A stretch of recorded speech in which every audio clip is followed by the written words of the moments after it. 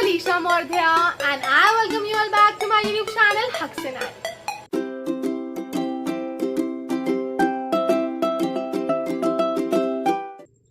So आज हम जिनकी स्टोरी जानने वाले हैं वो है मिसेस लता चतनानी। लता आंटी एक बहुत ही अच्छी डांसर हैं, कोरियोग्राफर हैं और एक बिजनेस वुमन है। उनकी लाइफ का एक सैड पार्ट ये है कि उनका एक पैर पोलियोग्रस्त है, बट उनकी लाइफ का एक सबसे ब्यूटीफुल पार्ट ये है कि पोलियो होने के बावजूद आज वो एक सक्सेसफुल और बहुत अच्छी डांसर है। Dance is something which gives happiness to her. So and polio है, एक पोलियो पेशेंट के लिए पोलियो होने के बाद एक अच्छा डांसर होना, it is a big deal and it is really inspiring. Her journey is really inspiring. बहुत लोगों ने बहुत कुछ बोला उनको, बहुत ह्यूमिलेट भी किया, मजाक उड़ाया, बट उन्होंने कभी गिव अप नहीं किया and that's really great. I mean generally क्या होता है कि हमसे जब कुछ हो नहीं पाता है तो हम बहाने लगाते हैं कि ऐसा हो गया था इसलिए नहीं हुआ, ये हो गया था इसलिए हम नहीं कर पाए, but from her and from more people like her we can literally learn this कि अगर हमारे पास ड्रीम्स हैं, डेडिकेशन है, डिटर्मिनेशन है, if we really work hard over them, तो कोई भी ऑब्स्टेकल हमको रोक नहीं सकता। This is all in this is all inside. If we want to work hard, if we really want to achieve something, we can. And her story gives us this message that nothing is impossible in this world. one more thing that impresses me about her is कि हाँ polio है, pen भी होता होगा और बहुत सारी problem आती होगी चीजें करने में, but she has never asked for anybody's sympathy. उन्होंने कभी किसी की सिंपैथी लेने की कोशिश नहीं करी है, हर एक काम खुद से करने की कोशिश करी है, सेल्फ डिपेंडेंट बनने की कोशिश करी है, और हमेशा वो जो भी काम करती है उसमें वो अपना बेस्ट देती है, एंड दैट्स रियली ग्रेट। उन्होंने बहुत स्टेज परफॉर्मेंसेस दिए हैं, वोकल ट्रेनिंग भी ली थी, तो she is a singer also, and she has won a lot of competitions, she has won a lot of prizes, and this is really nice. So whenever I talk about her, मुझे बहुत अच्छा लगता है। I literally feel happy talking about her. So and I literally feel inspired when I listen about her, when I know more about her. तो I feel कि जैसे मैं inspire हुई उनकी स्टोरी से, आप लोगों को भी इंस्पिरेशन मिले। प्लीज उनको कॉन्ग्रेचुलेट करना कमेंट सेक्शन में, and I hope you like the story. Helen Keller once said, "Your success and happiness lies in you. Resolve to keep happy and your joy, and you shall form an invincible host against difficulties." Introducing Mrs. Lata Chitnani, a woman who proved that disability is just a state of mind. She is a polio patient, but despite of her disease, her pains and sufferings, she has always made her own identity.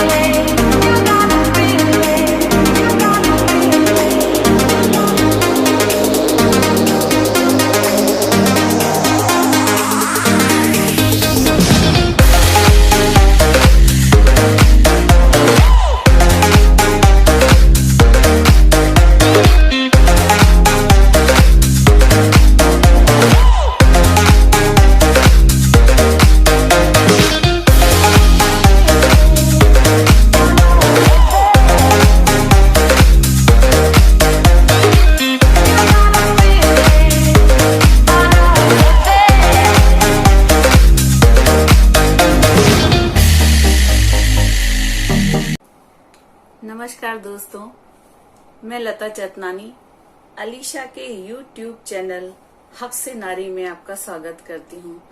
दोस्तों, इस channel के माध्यम से अलीशा ने आपको कई शख्सियतों से मिलाया है, जैसे सुमित्रा जी हैं, अरुणिमा है, सलोनी है, लक्ष्मी जी है, जिनकी स्टोरियां ने हमें काफी इंस्पायर किया है। आज मैं आपसे अपनी स्टोरी शेयर करना चाहती हूँ। मैं एक डांसर और कोरियोग्राफर हूँ और साथ में फिजिकली हैंडीकैप्ड हूँ, यानी कि विकलांग। मेरा एक पैर पोलियोग्रस्त है। प्रॉब्लम ये नहीं है कि पोलियो है, प्रॉब्लम ये है कि इस प्रॉब्लम के साथ डांस करने में मेरे को किन चुनौतियों का सामना करना पड़ा है, ये मैं आपसे शेयर करना चाहती हूँ। जब मैं छोटी थी तो मुझे इस चीज के बारे में पता नहीं था। फिर धीरे धीरे जैसे मैं बड़ी हुई तो ये प्रॉब्लम मेरे सामने आने लगी, जिसको मैं फेस करने लगी। जैसे हमारे टाइम में तो हम आउटडोर गेम्स खेलते थे और जैसे आजकल बच्चे इंडोर गेम्स खेलते हैं। तो आउटडोर गेम में सितोलिया, जैसे पैलदुल, पकड़म पकड़ाई, इस टाइप के गेम्स खेलते थे। तो जब फ्रेंड्स के साथ खेलते थे तो जब वो रेसिंग करते थे तो सब तो यूं सीधा भागते थे स्टेप बाय स्टेप, लेकिन मैं यूं भागती थी, लेफ्ट एक पैर और दूसरा राइट पीछे ऐसे। तो सब मेरे पे हंसते थे। अब मैं समझ नहीं पाती थी कि मैं सीधा क्यों नहीं भाग पा रही हूँ। और जब रस्सी कूदना होता था तो एक रस्सी के दो छोर फ्रेंड ने पकड़े, उसको घुमाया, और जब रस्सी सब कूदने लगे तो सबके पैर लगभग जंप करते वक्त बराबर उछलते थे, लेकिन मेरा एक पैर यूं रहता था और एक उछलता था, एक ऊपर रहता था। मुझे तो भी समझ में नहीं आता था कि ये प्रॉब्लम क्या है और ऐसा क्यों हो रहा है। मैं मम्मी से डिस्कस करती थी। मम्मी कहती थी कुछ नहीं, थोड़ा पैर वीक है, धीरे धीरे सही हो जाएगा, इसको मालिश करेंगे, सब सही हो जाएगा और नॉर्मल है, कोई दिक्कत नहीं है, सब सही हो जाएगा। ठीक है। उस टाइम जहाँ हम रहते थे, एक मोहल्ले में रहते थे जहाँ पे 7 मकान थे, और पानी की काफी प्रॉब्लम थी क्योंकि एक ही नल था जो आता था, जिसमें पानी आता था। तो सब शेयर करके लेते थे। नंबर लगते थे, आप अपनी बाल्टी या गागर लाइन पे लगाते हो, फिर 1 बाय 1 सबके पास 5-6 बाल्टियां लगभग आते थे पानी, है ना। तो पानी की काफी दिक्कत थी, फैमिली बड़ी होती थी, हम 6 भाई बहन थे। तो हेड पंप से हमको पानी लेके आना पड़ता। तो हेड पंप ज्यादा दूर था तो 2-2 बाल्टियां लेके हम लेके आते थे। मुझे बड़ी प्रॉब्लम होती थी। मैं तब भी पेरेंट्स को बोलती थी, वो बोलते थे नहीं, काम सबको बराबर करना है। हमारा काम घर से होता था। हम घर में ही जैसे आइसक्रीम बनाना, शरबत बनाना, 100-150 बोतलें बनती थी शरबत की, आइसक्रीम घर में बनता था। तो पूरा दिन घर पे वो काम होता था जो सबको बराबर करना होता था। किसी को मेरे प्रति सिंपैथी नहीं थी कि इसकी प्रॉब्लम है, इसको कम काम किया जाए, जहाँ चलने का हो वो नहीं दिया जाए, नहीं, वो आपको बराबर करना पड़ेगा। ठीक है। फिर मेरी एजुकेशन भी होती रही। अब मैं 4th-5th क्लास में आई तो स्कूल मेरा 7-8 किलोमीटर दूर था। तो मेरे सारे फ्रेंड्स साइकिल से जा रहे थे, तो पापा ने मुझे साइकिल दिलाई।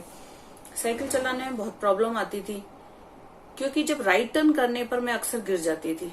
फिर ये होता था कि धीरे धीरे आता गया, और फिर जब राइट टर्न करना होता तो साइकिल से उतर लेती थी और राइट टर्न हाथ से ही करके पैदल, और फिर साइकिल पे बैठ के चली जाती थी। इस तरीके से चलता रहा। फिर 8th-9th में आई तो हमारे टाइम में 2 व्हीलर लूना होती थी। पापा को मैं कहती थी अब लूना दिलाओ, तो पापा कहते थे एक बार 10th हो जाए फिर दिला दूंगा। 10th हुआ तो पापा ने तब दिलाई नहीं। फिर मुझे एक नई साइकिल दिलाई क्योंकि वो बहुत पुरानी और खटारा हो चुकी थी। अब पापा ने कहा 12th के बाद आपको पक्का लूना दिला दूंगा। 12th हो गई, पापा ने लूना दिलाई नहीं। फिर 12th के बाद मैंने स्टेनो सीखा, टाइपिंग सीखी और जॉब करने लगी स्टेनो टाइपिस्ट की। स्टेनो टाइपिस्ट की जॉब करते दौरान अब ऑफिस जाना होता था। अब पापा आप 2 व्हीलर दिला दो मुझे, थोड़ा टाइम और रुक जाओ। अब ऑफिस में सिर्फ मैं साइकिल लेके जाती थी, बाकी सारे 2 व्हीलर लेके आते थे। एक मैं और एक पियून साइकिल लेके आते थे। मुझे अच्छा नहीं लगता था, तो मैं बहुत नाराज हो गई पापा से। फिर मम्मी पापा को बात करते हुए देखा तो मम्मी ने कहा कि वो लूना कह रही तो उसको दिला क्यों नहीं देते। तो पापा ने कहा मैं ये चाह रहा हूँ कि जितना ज्यादा साइकिल चलाएगी तो उसकी पैरों की एक्सरसाइज होगी।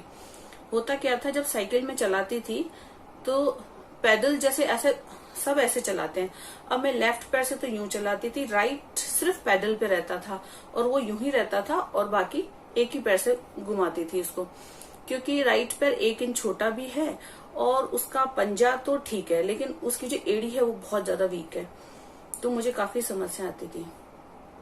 अब पापा मम्मी को कह रहे थे मैं चाहता हूँ कि इसका पैर स्ट्रांग बने, और धीरे धीरे एक्सरसाइज होते होते क्या पता जो पैर की ब्लॉक नसें हैं वो खुल जाए, तो इससे इसकी एक्सरसाइज भी होती रहेगी। और पानी मेरे को लेने इसलिए भेजते थे ताकि मैं किसी पे डिपेंडेंट नहीं रहूं, मैं स्ट्रांग बनूं। मेरे जो बाकी 5 भाई बहन मैं उनकी तरह वो भी मुझे नॉर्मली ट्रीट करते थे और बराबर काम शेयर करके हम करते थे कि जैसे वो एक दूसरे पर डिपेंड नहीं रहेंगे तो ये भी किसी पे डिपेंड नहीं रहे, ये स्ट्रांग रहे, अपने काम खुद करे, अपने पैरों पर खड़ी रहे। जब मैंने उनकी बातें सुनी तो मैं सोचती थी कहाँ, तो मैं अपने पेरेंट्स को सोचती थी कि ये अनएजुकेटेड हैं, अनपढ़ हैं, पर फिर मुझे समझ में आया पढ़ी लिखी तो मैं गंवार थी, वो तो मेरे से ज्यादा एजुकेटेड निकले। अब मैं जॉब के साथ अपनी पढ़ाई भी कंटिन्यू कर रही थी। मैं बीए सेकेंड ईयर में थी जब मम्मी को पैरालिसिस का झटका आया, तो मम्मी 2-2.5 साल तक बेड पे रही। तो मेरी क्या स्टडी बीए सेकेंड ईयर तक आधे में रुक गई, तब मैंने जॉब भी छोड़ी। लेकिन 2-2.5 साल बाद जब मम्मी थोड़ा ठीक होने लगी तो मैंने वापस जॉब ज्वाइन किया, लेकिन पढ़ाई मेरी वहां रुक गई थी। इसके बाद मेरे को डांस का बहुत शौक था, तो मेरे को लगा मुझे डांस सीखना चाहिए। मैं डांस सीखने के लिए बात करनी थी, तो जो सिखाते थे शास्त्री नगर में, उन्होंने जब मुझे देखा, मैंने कहा मुझे क्लासिकल डांस सीखना है, कथक। तो उन्होंने जब मेरे से करा के देखा तो बोले आपको तो पैर की बहुत ज्यादा प्रॉब्लम है। तो मैंने उनको अपनी प्रॉब्लम बताई कि पैर 1 इंच छोटा है और ये एड़ी का पार्ट है ना काफी वीक है। तो उन्होंने कहा नहीं आप तो वो नहीं कर सकते क्योंकि इसमें कथक का बेस तो तत्कार होता है, आप तो तत्कार ही नहीं कर पाओगे। तत्कार के जैसे पैर की एड़ियों, पंजे का पूरा तलवे का थाप होता है, ता थई थई तत आ थई थई तत, ऐसे करके तो पूरे दोनों थाप होने चाहिए 1 बाय 1। तो ये लेफ्ट पैर तो कर लेता था थाप, राइट पैर यूं रहता था, एड़ी ऊपर रहती थी। तो उन्होंने कहा ये आप नहीं कर पाओगे। ठीक है, उन्होंने मुझे नहीं सिखाया, मैं आ गई। उन्होंने कहा आप वोकल में एडमिशन ले लीजिए, पर उस समय मुझे वोकल में इंटरेस्ट नहीं था, लेकिन आज मुझे वोकल में भी इंटरेस्ट है और मैं गाती भी हूँ, कोशिश करती हूँ गाने की।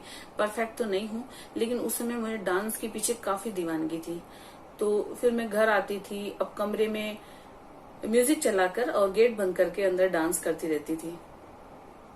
कहीं शादी पार्टी डांस करते थे तो ये होता था कि जैसे ग्रुप में हम डांस कर रहे हैं, तो डांस करते हुए अगर किसी का मेरे राइट पैर पे थोड़ा सा भी टच हो जाता था तो वो एकदम कांप के ऐसे हो जाता था कि मैं गिर जाती थी। तो कई लोग हंसते भी थे। अब उस समय एजुकेशन का इतना ज्यादा नहीं था, लोगों को बात करने के इतने अच्छे तरीके नहीं थे, जो भी मुंह पे बोल देते थे। अब जैसे मैं जाती थी तो ये होता है कि मेरे 20-25 कदम तक तो ठीक है, उसके बाद ये होता है पैर छोटा बड़ा होने की वजह से मेरे चलने में लचक आ जाती है, तो मेरे लचक से बॉडी इनबैलेंस लगती है और थोड़ा और ज्यादा चलो तो ज्यादा होने लग जाता है। तो लोग हंसते थे और लंगड़ी लंगड़ी कह के बुलाते थे, तो काफी बुरा लगता था। मम्मी को आके बोलती थी, मम्मी बोलती थी अवॉइड कर उन लोगों को, तो कुछ ऐसा करके दिखा कि सबके मुंह बंद हो जाएंगे। कुछ टाइम बाद मेरी शादी हुई। शादी के बाद हस्बैंड की पोस्टिंग अजमेर इंजीनियरिंग कॉलेज हुई, तो हम वहां चले गए। उसके बाद बेबी हुआ जागृति। जब वो थोड़ी बड़ी हुई तो मुझे लगा मुझे अब कुछ करना चाहिए, टाइम काफी मिलता था मुझे। तो मैं हस्बैंड को बोली मैं जॉब कर लूं, तो उन्होंने कहा जॉब करोगी तो वो स्कूल से जब आएगी, तब तो प्ले स्कूल में थी, तो कहाँ बैठेगी, कोई है ही नहीं फैमिली का वहां। तो इससे अच्छा आप ऐसा कुछ करो जो घर पे ही बैठ के कर सको। तब मेरे को आर्ट एंड क्राफ्ट में भी काफी इंटरेस्ट था, पेंटिंग्स भी अच्छी बनाती थी, सॉफ्ट टॉयज बनाती थी। तो उसमें मैंने वो क्लासेस, हॉबी क्लासेस स्टार्ट कर दी, जिसमें मैं सॉफ्ट टॉयज, पेंटिंग्स और फ्लावर मेकिंग, पॉट मेकिंग इत्यादि सिखाती थी। काफी बच्चे आने लगे।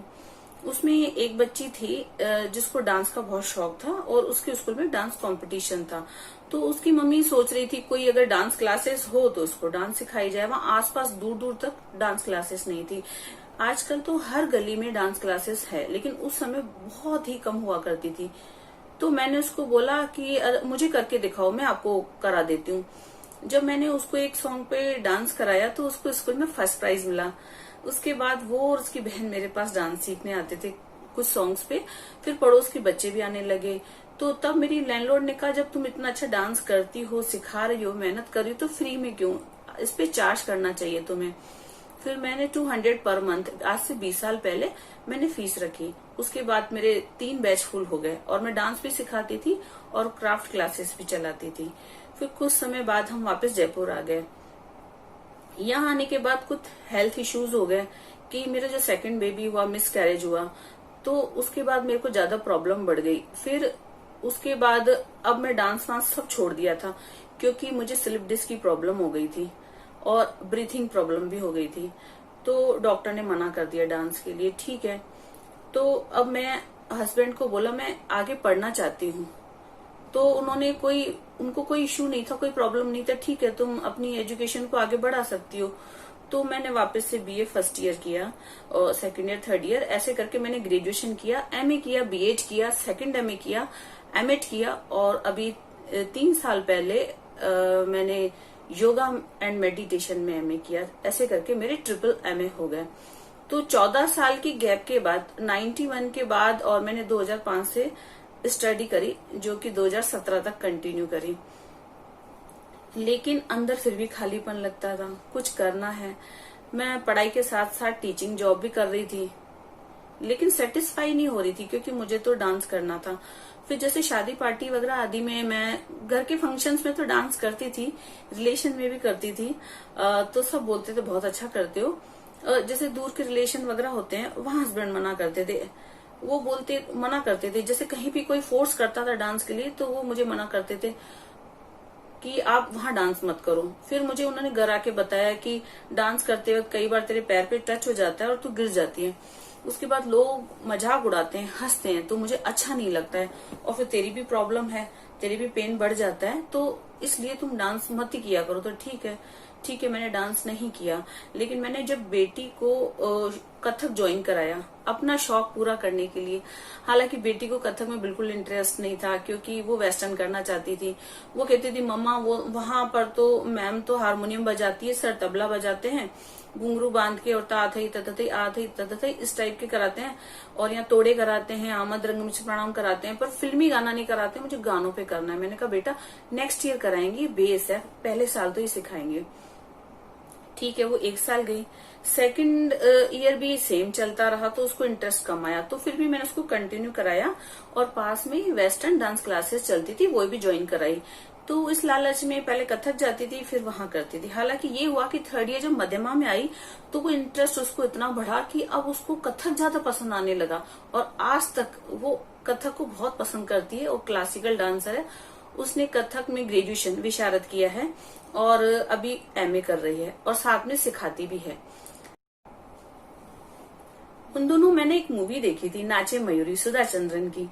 मैं उस पिक्चर से इतनी ज्यादा इंस्पायर हुई क्योंकि सुधा चंद्रन जो है उनके, मैं सोचती थी कि मेरे प्रॉब्लम है और मैं डांस नहीं कर सकती और मैं शायद कभी आगे कर ही नहीं पाऊंगी। लेकिन उनको जब देखा, उनके तो एक पैर ही नहीं था और उन्होंने जयपुर फुट पहनकर, नकली पैर लगाकर, और बहुत बड़ी नृत्यांगना है और इतना अच्छा डांस करती है। जब मैंने कहा वो कर सकती है तो मैं क्यों नहीं। उसके बाद मैंने भी ऐसे किया कि जब बेटी को मैंने कथक ज्वाइन कराया तब मैंने भी फॉर्म भर लिया। तो मैंने कथक का फर्स्ट ईयर सेकंड ईयर वहां मैंने नहीं सीख करके बेटी को जब क्लास में ले जाती थी, मैं सीढ़ियों में बैठ जाती थी और बेटी को जब वो सिखाते थे वो देखती थी और घर आके प्रैक्टिस करती थी। लेकिन कहते हैं ना, गुरु बिन ज्ञान नहीं। जब तक आप गुरु के सामने प्रैक्टिकल नहीं करते, वो आपकी मिस्टेक्स नहीं निकालता, तो आप परफेक्ट नहीं हो पाते हो। फिर अब मैंने अपनी बेटी को बोला कि आप करके दिखाओ, मुझे लग रहा है आप सही नहीं कर रहे हो। तो वो मुझे कर करके दिखाती थी, फिर मैं उसको करके दिखाती थी, वो मेरी गलतियां निकालती थी। इस तरीके से मैंने अपनी बेटी से ही सीखा। जिसको कभी मैं डांस सिखाती थी, बाद में वो मेरी गुरु बन गई और उसने मुझे कथक सिखाया। इस तरीके से मैंने कथक का फर्स्ट ईयर और सेकेंड ईयर पास किया। जब मध्यमा में आई थर्ड ईयर में, तब फिर मेरी प्रेगनेंसी थी और वो वापस मेरे 4th-5th मंथ में मेरी मिसकैरेज हो गया। फिर वापस हेल्थ इशू, परेशानी बढ़ने लगी। फिर मैं डांस, फिर मेरा रुक गया। अब मैं टीचिंग कर सकती थी, हॉबी क्लासेस चला सकती थी, सिंगिंग कर सकती थी, पर मुझे तो डांस करना था। कहीं ना कहीं खालीपन लगता था, अधूरापन लगता था। तो मैं फंक्शंस वगैरह में जब डांस करती थी और खुश होती थी, घर पे डांस करती थी, तो हस्बैंड को लगा कि इसको ज्यादा खुशी डांस में मिलती है और जब ये डांस करती है तो ये बीमार नहीं रहती है, इसमें काफी फर्क आ जाता है। फिर उन्होंने मेरे को अलाउ किया कि आप डांस करो। आज ये है कि वो मुझे आगे होकर कहते हैं कि आप डांस करो, इस गाने पे वीडियो बनाओ और मुझे डांस करके दिखाओ, बहुत अच्छा लगता है। कहीं जाते हैं शादी पार्टी तो वहाँ वो हमारे रिलेटिव्स को बोलते हैं कि इसको पकड़ के ले जाओ, उसको बहुत अच्छा डांस, जबरदस्ती से डांस कराओ। मुझे उनसे पता चला कि उनको मेरे हस्बैंड कहते हैं कि मेरी वाइफ से डांस कराओ। ये देखकर मुझे बहुत अच्छा लगता है। आज मैं जो डांस कर पा रही हूँ उसके पीछे मेरे हस्बैंड और मेरी बेटी, ये 2 सपोर्टर हैं। कहते हैं ना, किसी भी फैमिली में अगर बॉन्डिंग, अंडरस्टैंडिंग और यूनिटी हो तो वहाँ सब काम बहुत सक्सेसफुली हो जाते हैं। तो अब इन दोनों के सपोर्ट की वजह से मैं डांस कर पा रही हूँ। हाँ, प्रॉब्लम आती हैं, कई आती हैं आपको, जैसे कि लेफ्ट पैर में पूरा वेट पड़ जाता है तो उसमें पेन भी होता है कभी कभी, या नस खिंच जाती छोटा बड़ा पैर होने के बाद। लेकिन मैं क्योंकि योगा में एमए भी किया है तो थोड़ा अपनी फिटनेस को ध्यान में रखते हुए योगा करती रहती हूँ, उसको सही करती रहती हूँ। दोस्तों, मैंने कुछ स्टेज परफॉर्मेंस भी किए हैं जिसमें नगर निगम द्वारा एक शाम शहीदों के नाम, जहां मैं फाइनल तक आई थी और जहां पे मुझे ये अवार्ड मिला और ये सर्टिफिकेट मिला। और इसके अलावा शक्ति ग्रुप की तरफ से जहां पर डिसेबल्स के लिए था तो वहां भी मैंने परफॉर्म किया है और जहां मुझे बहुत सराहा गया। ये अवार्ड मुझे दिया गया। इसके लिए मैं शक्ति ग्रुप के मेंबर्स और मिसेस रागिनी ईश्वर का बहुत बहुत धन्यवाद करती हूँ। उनके थ्रू मैंने और भी कई स्टेज परफॉर्मेंस किए हैं, जय क्लब में, पैनोरमा आदि में। आज मेरी बेटी और मैं, हम डांस क्लासेस चलाते हैं, बच्चों को भी सिखाते हैं और इसके अलावा इवेंट होते हैं जो लेडी संगीत से रिलेटेड, तो उनकी कोरियोग्राफी भी करते हैं। अब कई रिलेटिव्स, यहाँ रिश्तेदार, यहाँ कई लोग ये बोलते थे कि आपको एक बेबी कर लेना चाहिए और बेटा बहुत जरूरी होता है। क्या होता है कि जब आपकी ज्यादा एज हो जाती है बुढ़ापे में तो कोई सेवा करने वाला होना चाहिए। बेटी तो शादी करके चली जाती है। अब हम बोलते थे कि ऐसा नहीं है, आजकल वो टाइम नहीं है। आजकल बेटा भी सेवा करता है, बेटी भी सेवा कर सकती है और नहीं करने को तो कोई भी नहीं करता। तो ऐसा जरूरी नहीं है कि बेटा ही सेवा करे।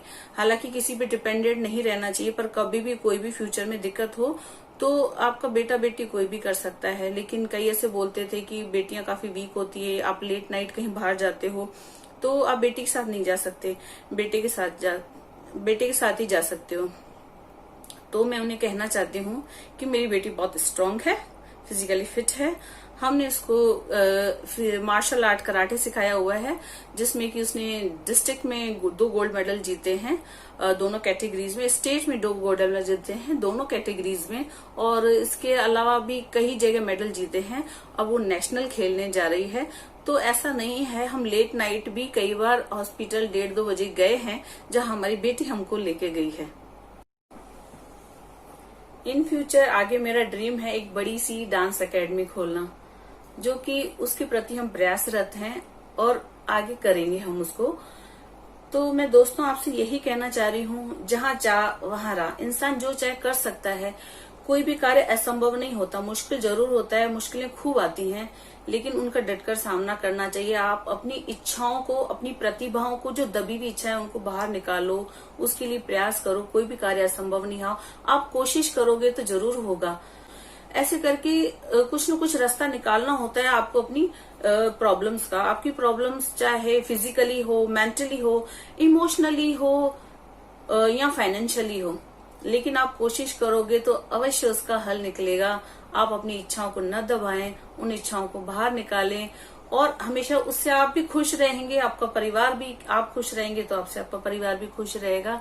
इस तरीके से आप अपने पंखों को उड़ान दे सकते हैं। तो इसी आशा के साथ दोस्तों, और हाँ, अलीशा का यूट्यूब चैनल हक से नारी आप जरूर देखिए। इसमें आपको अलीशा कई शख्सियतों में मिलाती है जो आपको बहुत ही इंस्पायर करेगी। इसी कामना के साथ धन्यवाद। How's the story? Touched? Motivated? Inspired? Please tell us in the comment section. And do not forget to congratulate Auntie in the comment section as well. And Auntie, thank you so much for being so humble and soft spoken, because when I contacted you for this story, I was really hesitating, but she made this story come true. Thank you Auntie, thank you so much, and I wish all the more power to you. And one more thing guys, कि aunty का जो business है तो it is a about कि अगर आप कोई marriages में जा रहे हो, शादी पार्टी कहीं भी जा रहे हो और आपको कोई ब्यूटीफुल ड्रेस रेंट करनी है तो आप कर सकते हो. तो उनका जो बिजनेस लिंक है that is given in the description, please visit that. And also हक्से नारी को आप इंस्टाग्राम पे भी फॉलो कर सकते हो. We have an Instagram account and that link also is given in the description. Please follow so that you can get the quick updates. And thank you so much for listening. All the more power to you, more power to us, and I love you all.